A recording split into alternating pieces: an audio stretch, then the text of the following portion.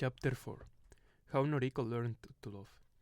In her previous job, Noriko had often been posted to new places, so she was used to moving. She would take what she needed out of the cardboard boxes, steadily unpacking, always in the same order. When 2 or 3 boxes had been emptied, she would flatten them to give herself more space.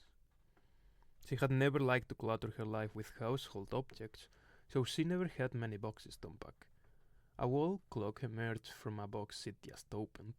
The hand showed it was midday. She hadn't yet unpacked a hook to hang it on, so she placed it on the sofa in the living room. Every time she unpacked after a move, she reminded herself to pack a hook with the clock next time, but every time she forgot. Afraid she'd lose it somewhere, whenever she moved, she'd put her phone in her pocket, and now it was vibrating. An email. It was from Satoru Miyawaki, her nephew, the child her older sister had left behind. Miyawaki had been her sister's husband's last name. "I'm sorry," read the subject heading. It was ornamented with a cute little emoji.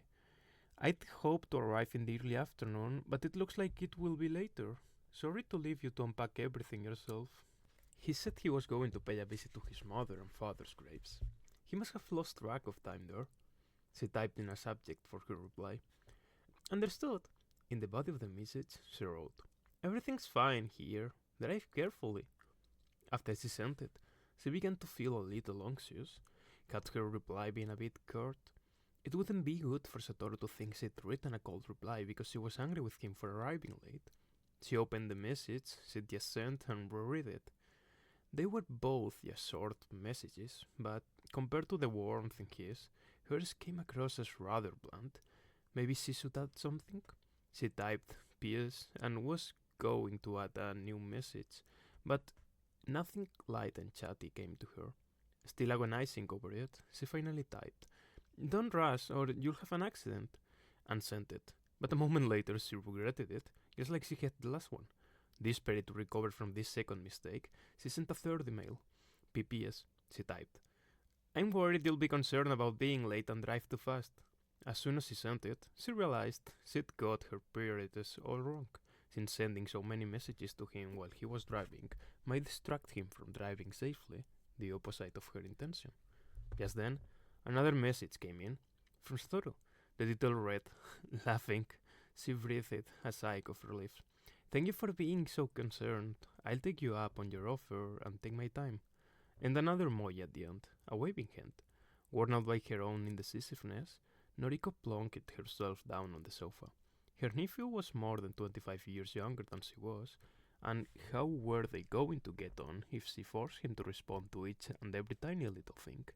But it had always been this way between the two of them, ever since her older sister and brother-in-law had died, and she'd taken on the 12-year-old boy they had left behind. Her sister had always done her best for Noriko, and Noriko had tried to do the same for the son, but she could never shake off the feeling that all she'd ever done for him was to provide for him financially. Her sister had been 8 years older than her. Noriko's mother had died when she was very young, so she could barely remember her, and her father had passed away when she was in her first year of high school, so for Noriko, her sister had been her sole guardian. When her father died, Noriko had said she wouldn't go on to college, but her sister had insisted that she did, arguing that it was a waste if she didn't, as she was so bright. After her older sister graduated from high school, she had worked at the local farmer's co-op, and it seemed she had given a lot of thought to the question of whether Noriko should go to college. Even if their father had still been alive, the family's financial situation would have made it difficult for both girls to go. In the spring, when Noriko passed the exam to go and study law, the specialism she had chosen herself, straight after high school, her sister had been transferred from their hometown to Sapporo.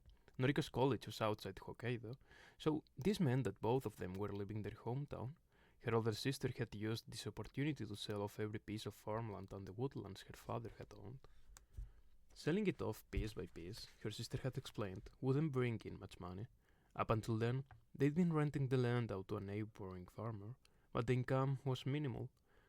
Selling it all as one lot would bring in a fair amount of money, enough to cover Noriko's tuition fees and living expenses. At first, they had been reluctant to sell the house they'd grown up in, and had rented it out, But by the time Noriko graduated from college, her older sister had let this go as well. Her sister had married and the sale would raise money for Noriko's remaining tuition fees. It wouldn't do for her sister's new family to have to continue supporting her. Her sister always used to apologize for not having waited to get married until after Noriko had graduated. But Noriko knew how patiently her new brother-in-law had waited to marry her sister. He'd been transferred away from Hokkaido in his job and had proposed to her before he was due to leave. That was the official reason, but there was another reason her sister couldn't reveal. The young man's family was opposed to him marrying this woman who not only had no parents but was supporting her younger sister. His family were well off, and knowing her older sister was struggling financially, they had decided she was after their money. They'd set up any number of omiai, arranged meetings with other women, trying to get their son to leave her, and truth be told, it had been hard for both of them to resist the pressure. Noriko was glad her brother-in-law was not the kind of man to buckle under pressure from his family and leave her sister. She was grateful to him for this, and it never crossed her mind to oppose her sister's marriage. "But sis," she argued, "can we at least keep the old house? No one wants to rent it anymore, and it's getting really run down. The person we're renting to now said if we sell it to him, he'll renovate it, but otherwise, they'll move out. That's not a bad offer. Both of us live outside Hokkaido, and we can't afford the upkeep of an empty house. If we pay for the renovations, we might be able to find a new person to rent it, but financially, it will be tough, and an empty house wouldn't survive the winter snows." Her sister had never explained the situation to her before, and for the first time, Noriko had understood that she had always done her best to provide her with everything she needed.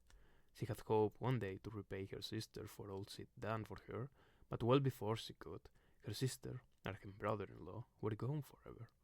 At the very least, she wanted to do her best for the son they'd left behind, Satoru.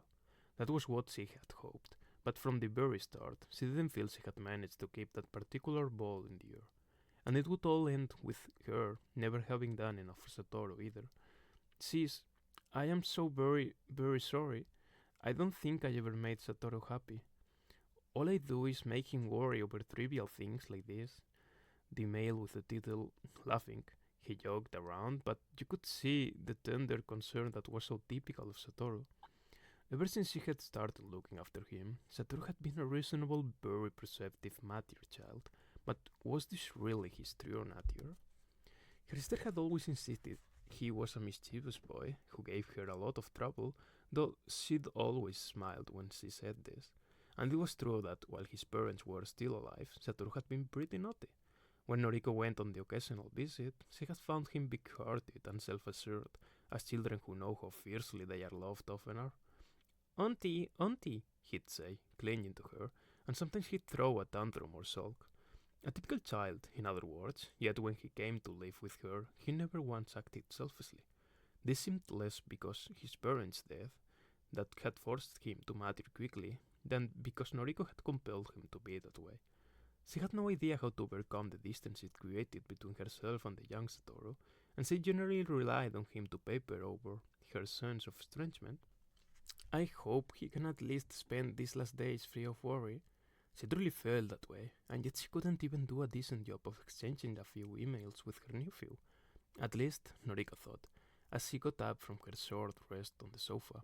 "At least, I can get everything in order here before Satoru arrives." She might be loosey at sorting out the subtleties of other people's feelings, but even an obstinate and sociable person like her could buckle down and get the job done when she had to.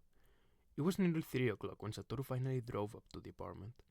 "Sorry, Noriko, for being so late." "Don't worry, I get things done faster by myself." She'd meant to respond lightly to his apology, but Satoru looked a little embarrassed. Seeing his expression, she realized that, yet again, she'd said the wrong thing.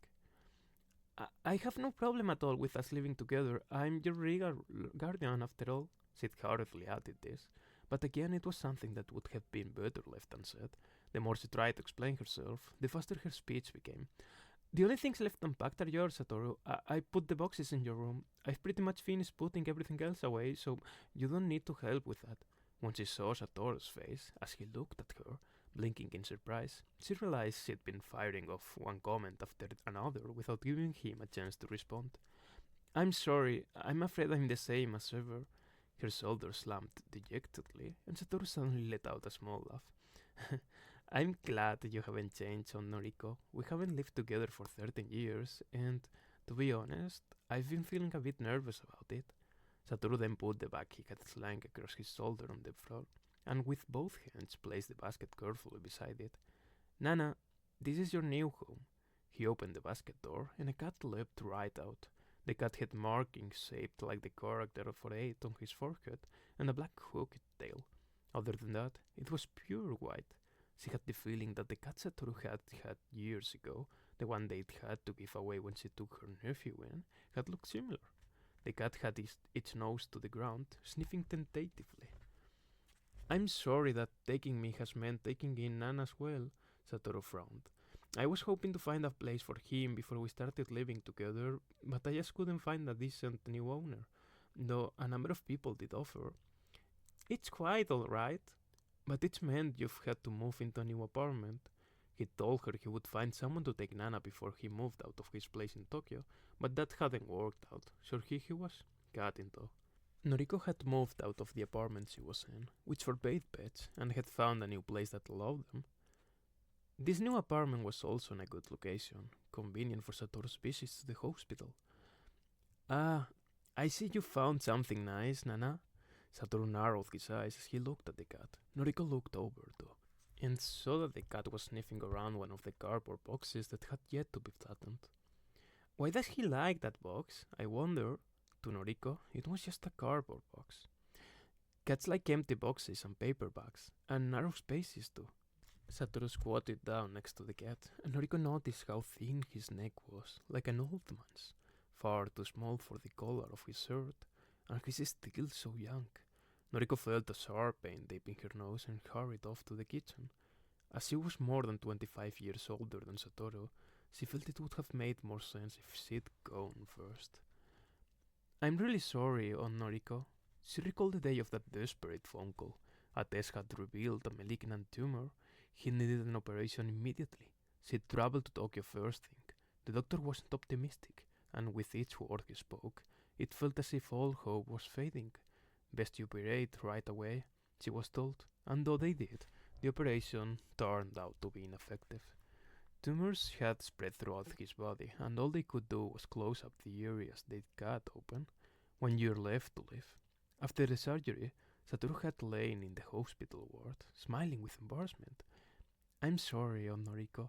There he goes again. She had told him off for apologizing.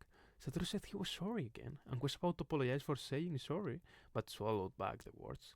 Satoru decided to leave his job, move from Tokyo, and live with Noriko.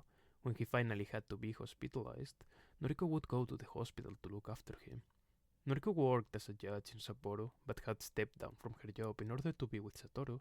Judges are constantly being transferred, and if she hadn't stepped down, there was no guarantee that she wouldn't be transferred just as Satoru was breathing his last. Taking advantage of her connections, she found a job as a lawyer in a law firm in Sapporo. Satoru worried about Noriko having to change jobs, but she had been thinking all along of working as a lawyer after the mandatory retirement age for a judge. This just speeded things up a bit. In fact, she regretted not having thought about changing jobs long ago, when she had first started looking after Satoru. If she was able to leave her position as a judge now, she could have done so back then. Back when Satoru was at an impressionable age, she'd forced him to transfer to a new school repeatedly, yanking him away from friends and places he'd grown comfortable in. If he's going to leave this world at such a young age, she thought, the least I could have done was to give him a happier childhood. Holding back the tears, she pretended to be straightening things up in the kitchen. Just then, Satoru called out to her from the other room. Noriko, is it okay if we leave one small cardboard box and don't flatten it? Nana really seems to like it. When he gets tired of it, be sure to put it away. She said this intentionally loudly so he wouldn't notice the tears in her voice. Did you find the parking spot okay? She went on. She rented one space in the basement parking area for Satoru to park his van. I did. Number 7 on the corner. Did you pick number 7 especially for me? Satoru seemed so pleased it was the same number as his cat's name. Not really. I thought the corner spot would be easy to find, that's all. Then she went ahead and asked a silly question. So, Nana's name comes from Nana? 7? That's right. His tail is hooked like the number 7. Satoru went to pick Nana up and show him to his aunt, but the cat was nowhere to be seen. Nana? He called, puzzled. This shriek emanated from Noriko. Something soft was rubbing against her calf. She dropped the pan she was holding, and it clattered loudly to the floor. She shrieked again as something small and furry scampered away. Satoru scooped up the cat and burst out laughing. It seemed Noriko's shriek wasn't totally unexpected. He spluttered painfully. He was laughing so much. You don't much like cats, but now you've got one in your own home. It's not like I dislike them, I just don't know how to handle them, she protested. Once, when she was little, she'd gone to stroke a stray cat and had been badly bitten. Her right hand, the one she had thoughtlessly touched the cat with, had swelled up to twice its usual size, and ever since then, cats had been on her list of things she couldn't handle. A sudden thought occurred to her. At what point had Satoru found out about her aversion to cats? But please, understand that it wasn't because of my issues with cats that I didn't let you keep the cat all that time ago. I know, I understand. When she'd taken Satoru in, they had to give up the cat because her job meant she was transferred so often. Most of the housing they lived in was provided by the government and didn't allow pets. But if she had liked cats, would she have kept it?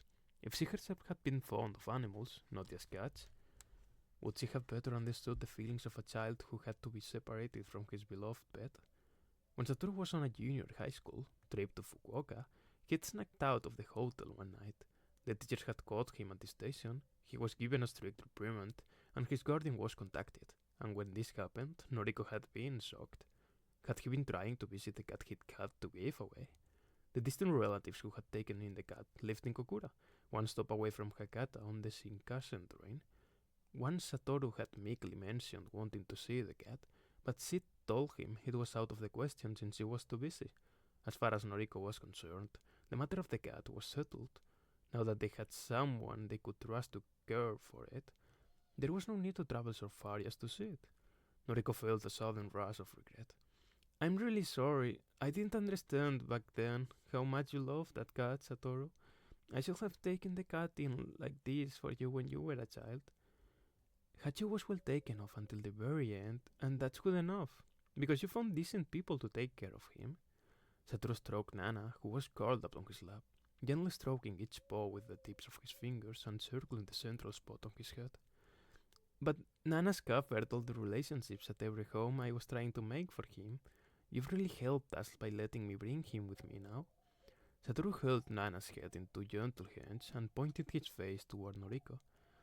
Nana, you get on nicely with Noriko now, okay? You can tell me to get on with her, but I'm still feeling a bit cross.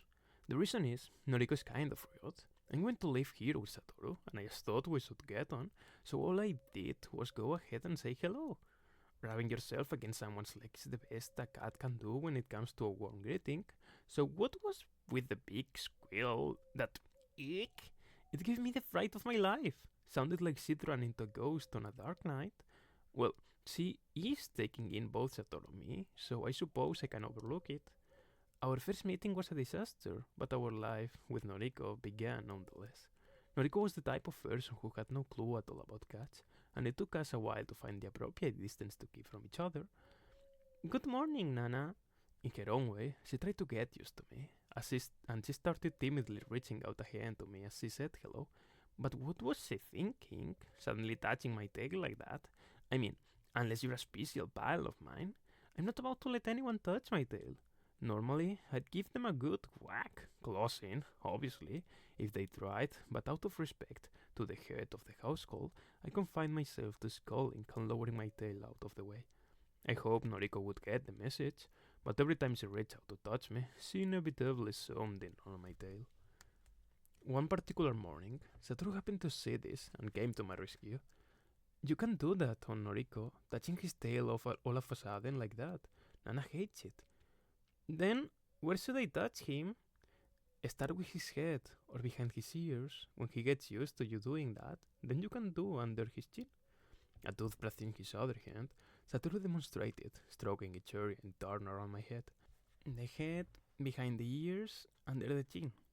You won't believe this, but as Noriko repeated these instructions, she took notes. Do you really need to take notes? Satoru laughed. Noriko was deadly serious. I don't want to forget, she replied. Instead of notes, it would be better to practice by stroking him. But it's near his mouth. So what if it's near my mouth? What if he bites me? Oh, the impertinence! You have the nerve to speak to me like that? A gentleman who, in spite of you suddenly touching his tail, refrained from swatting you? And you aimed for my tail more than just a couple of times. What you said just now? Now, that deserves a bite. It's okay, try it. At Satoru's urging, Noriko very timidly reached out a hand. If that didn't deserve a bite, I didn't know what did. However, I'm a grown-up cat, and I restrain myself, so everyone, feel free to shower me with praise. Still, I now understood why she always went for my tail. To Noriko's way of thinking, it was the farthest point from my mouth. Though, in actual fact, all animals will react more quickly if you touch their tails or back rather than hold your hand out right in front of them. He's so soft. I've always prided myself of having fur as soft as velvet. See? He likes it. To be honest, Noriko's touch was awkward and not all that pleasant, but to help train her, I was quite willing to pretend that it was. Plus, I certainly didn't want her targeting my tail each and every time. Eek! Noriko screeched and pulled back her hand. I shrunk back too. What on earth? His throat! The bone in his throat is going up and down. Yuck! This impertinence is squared. The way you touch me doesn't even feel that good. I'm only purring to make you feel better about it. Not to worry, Satoru explained. When he feels good, he purrs. As a rule, this is an exception. I'm forcing myself here to give you a treat, so don't you forget it. But it's coming from all the way down his throat, Noriko said. Noriko rubbed my throat with the side of her finger. Where did you think it would come from, if not the throat? I thought it came from the mouth, she replied. Purring from my mouth? What are you, an imbecile? Excuse me. The shock has made my language deteriorate. 1,000 pardons. Noriko stopped stroking me, so I stopped purring and popped into the cardboard box that had been placed specially for me in a corner of the living room. This cardboard box that Satoru had left out for me fitted nice and tight and was really quite cozy. Satoru, how long do we have to keep that box there? Nana likes it, so leave it there for a while. But I don't like it. It feels like we're not totally unpacked. I mean, I bought him a nice cat bed and a scratching post. A box is totally different from a bed and a post, I'll have you know. In this way, Noriko grew used to the presence of a cat in her house. How's this then? Noriko said this the other day while bringing in what I took to be a replacement for the cardboard box, which by now was looking pretty savvy, what with me sharpening my claws on it. She'd taken another cardboard box, opened it up and made it wider and shallower, then reinforced it with tape. This one is newer and wider, she said. I've made it with 2 layers of cardboard, so it will last longer when he sharpens his claws on it. So what do you say to getting rid of that tattered old box? The corners are all bent out of, say, where Nana's been sleeping. I'm not sure, Satoru shot me a glance. What do you think? I yawned back. Sorry, zero interest. Noriko just doesn't get it. A white box spoils all the fun. It offers none of the charms of being inside a box. Ignoring Noriko's creation, I slipped inside the old box, and Noriko looked deflated. Satoru laughed. Maybe it was better not to alter the box. Next time we get a cardboard box, how about just leaving it as it is? But I did all that work on it. A waste of time? Cats the world over prefer to discover things they like on their own and rarely go for anything that's been provided for them. For a while after this, Noriko's box sat there forlornly beside the old box, but before long it was put out with the recycling. Satoru began to visit the hospital nearly every day. It was nearby, within walking distance, but he'd go there first thing in the morning and often not get back home until evening. Maybe there was lots of queuing, or the test and treatment took a long time. Satoru had lots of marks from all the injections on his right arm, bluish black bruises that didn't fade, and soon his left arm was the same. I only get one vaccination shot a year, and I hate it, so I was amazed that Satoru could put up with getting a million of them, and yet, no matter how often he went to the hospital, his smell didn't get any better. As several dogs and cats had told me earlier, that doesn't smell like he's got much longer scent, was only getting stronger. No creatures ever get better once they have that smell. Sometimes Noriko cried in secret, weeping gently beside the kitchen sink or in the bathroom. The only one who knew about it was me. She forced herself never to cry in front of Satoru, but she didn't think to include a cat in the equation. When I rubbed against her legs after that, she didn't scream anymore, and I was beginning to feel her appreciation when she fondled the back of my neck. The town was completely white with snow, the mountain ashes that lined the streets even redder as they endured the freezing cold. Nana, let's go for a walk. Satoru's strength had faded, so much so that on the days when he went to the hospital, he'd sleep for the rest of the day, but still, he never missed out on our walks together. It was freezing and slippery, but except for when he was at the hospital longer than usual, or when there was a snowstorm, we went for a walk every day. You've never been through a winter in a place with so much snow, have you, Nana? The street was icy, and the patch of my feet skidded on it. Icicles hang from the eaves of the buildings. The snow pushed up by the snow bluffs looked like milfoil pastry piled up along the streets. Sparrows huddled in rows on the power lines. Dogs cheerfully ploughed their way through snowbanks in the park. Cats in the town quietly slipped into the few spots that would keep them out of the cold. Sets, garages, warm kitchens. There were still a lot of things the two of us had never seen before. My, what a cute cat! Out for a walk? It was a bright, clear day, and a charming old lady at the park had called out to us. What's his name? He's called Nana, after the shape of his tail, like a 7. Satoru hadn't changed. He was still the same cat-loving guy, intent on explaining the origins of a name to every passerby. He's very well behaved, isn't he? Walking beside you like that, said the old lady. He certainly is. After we'd said goodbye, Satoru picked me up, his fingers, no longer strong and broad, but thinning and fragile, finding their way around my belly. You're very well behaved, so I know you'll be a good boy from now on. From now on? When hadn't I been a good boy? Kind of impolite to have to make sure of that now, don't you think? The streets were filled with festive lights, and, as if that weren't enough, Christmas adverts piled out of TVs everywhere. In the evening, Satoru and Noriko ate Christmas cake, and they gave me some tuna sashimi, to which I was more than a little partial. The next morning, all their energy turned to preparing for New Year. On New Year's Day, they gave me some chicken breast, but after sniffing it a few times, I kicked sand on top of it. There was no actual sand there, of course, so it was only air sand. What's wrong, Nana? Don't you like it?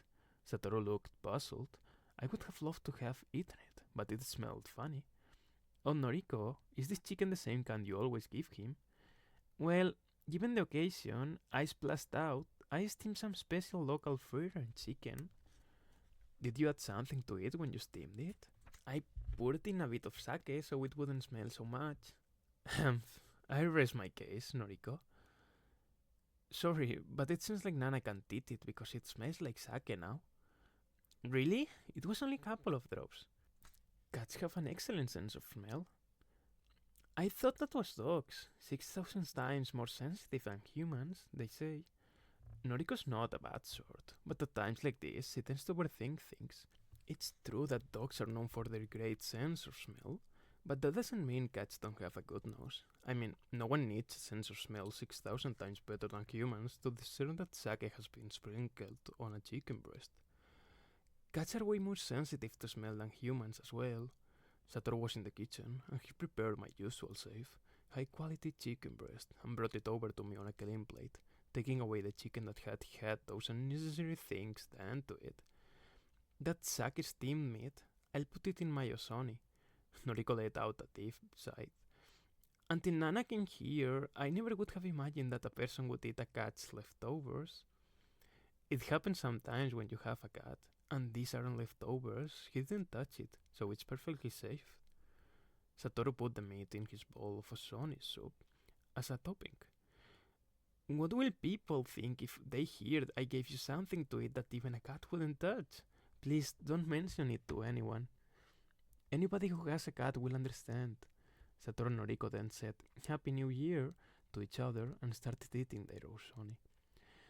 Nana's only been here 3 months, but in that time I found that cats really are odd creatures. Ah, so that's how you think of me, and we're barely into the new year? I'll have you know, that's the kind of rudeness I simply can't overlook. And that box, the cardboard box, was still in the corner of the living room. Noriko had resentfully let it be known that she wanted to toss it out before the new year. A new one would be so much better. Sorry to tell you this, but you're missing the point. And why does he go into a box that's clearly too small for him? It's obvious it's not big enough. Hit a sore spot, why don't you? The other day, he thrust his front paw into a jewelry case. Yep, that's the way cats are, Satoru nodded happily. And once he tried putting his paw in a tiny box that had contained a watch. What can I say? It's instinct, pure and simple. Cats are always looking for a nice cozy space that will fit just right.